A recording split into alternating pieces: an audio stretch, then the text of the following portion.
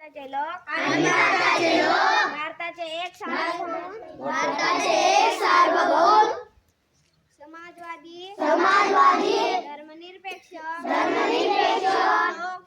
लोकशाही गणराज्य घडवण्याचा व त्याच्या सर्व नागरिकांस सामाजिक आर्थिक व राजनैतिक न्याय विचार अभिव्यक्ती विश्वास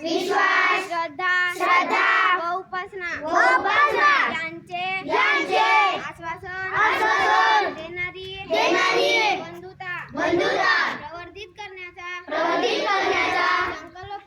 संकल्पपूर्वक निर्धार करून आमच्या संविधान सभेत आज दिनांक 26 नोव्हेंबर 1949 रोजी याद्वारे हे संविधान अंगीकृत